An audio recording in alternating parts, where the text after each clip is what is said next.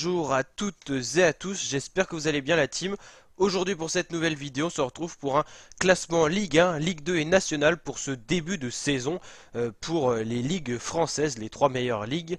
Et c'est donc parti pour ce classement de Ligue 1 où on a déjà affaire à quelques surprises au bout de 2 matchs joués pour chacune de ces 20 équipes composant la Ligue 1.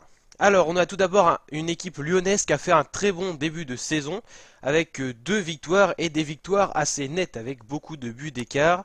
On va regarder ça, un 6-0 face à Angers et un 3-0 face à Monaco. C'est un très beau début de saison pour cette équipe lyonnaise. Ensuite, on a Nice deuxième avec 6 points. Donc Nice qui débute très bien cette saison. Nice souvent il débute très bien les saisons et puis après ils descendent petit à petit dans le top 10. Donc on va voir cette saison ce que ça va donner. Ensuite, on a Rennes 3ème qui a sorti quand même un gros match face au PSG en les battant 2-1. PSG qui est quand même le vainqueur de l'année dernière en Ligue 1 et depuis déjà pas mal de saisons, qui domine largement la Ligue 1. Et cette année, on va voir que le début de saison du PSG est pas terrible. 4ème, Metz, ils viennent de Ligue 2 et ils sont déjà dans le top 5 de la Ligue 1. C'est très bien ce que fait Metz. À voir si ça va continuer tout simplement. On va regarder les matchs de Metz. Alors... 3-0 face à Monaco. Et sinon, on a un 1 partout face à Strasbourg. Ok. Donc Metz qui était vraiment très dominante dans la Ligue 2 l'année dernière. On sentait bien que c'était pas leur place la Ligue 2. Et là en Ligue 1, ça a l'air d'être leur place. Et mieux que ça, ils sont en train de faire vraiment un très beau début de saison.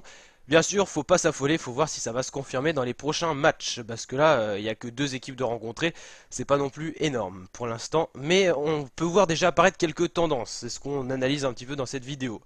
5ème Reims, beau début de saison, comme l'année passée, Reims ils se sont trouvés en Ligue 1, ça fait déjà, depuis l'année dernière ils sont en Ligue 1, avant ils étaient en Ligue 2, il y a 2 saisons, donc ils sont très bien, ils sont top 10, donc pour eux tout se passe plutôt bien. Saint-Étienne qui n'est pas dans ses meilleures saisons mais qui est quand même de mieux en mieux. Ils sont moins souvent hors du top 10 ces dernières saisons. Donc là ils se retrouvent petit à petit et on les a vus notamment dans d'autres compétitions européennes autres que la Ligue 1. Ça montre que Saint-Étienne se retrouve. 7ème Toulouse avec une saison compliquée l'année passée, ils ont évité la relégation.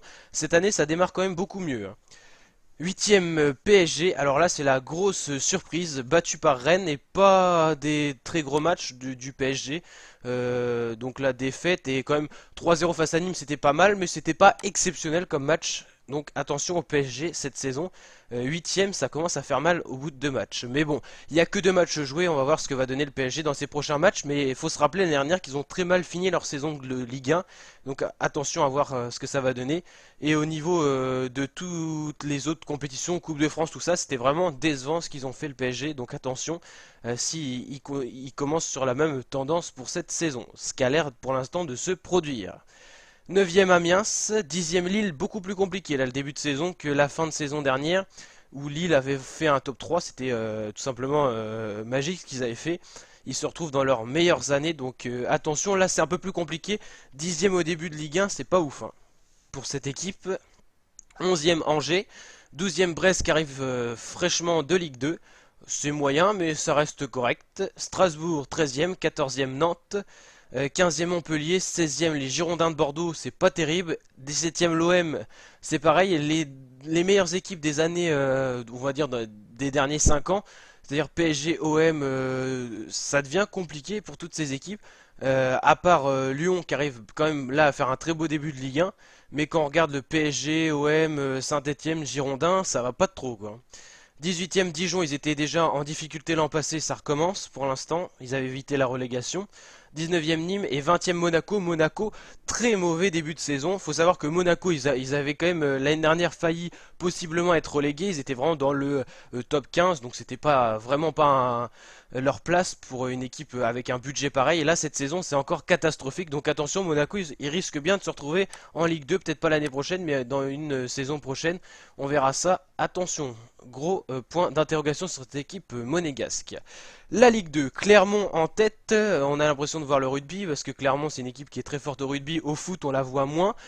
Clermont ils sont rarement montés en Ligue 1, attention parce que là ils font vraiment un très beau début de saison. La Ligue 2 c'est quand même 4 matchs joués donc là on a une plus grande tendance sur les niveaux de ces équipes. Clermont-Lorient, 10 points, 10 points, deux équipes qui sont très performantes, faut le dire.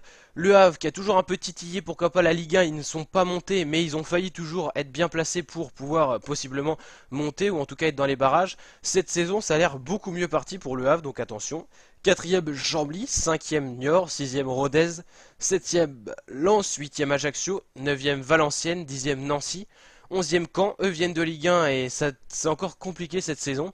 Là, on les voit mal monter en Ligue 1 l'année prochaine au vu de leur début de saison en Ligue 2, c'est compliqué. 11e position, c'est pas terrible pour une équipe qui descend de Ligue 1, mais qui a été en grosse difficulté l'an passé. 12e Sochaux, qui est pas non plus dans ses meilleures années, une équipe qui a déjà été en Ligue 1 comme Guingamp, c'est pas terrible non plus, 3 non plus.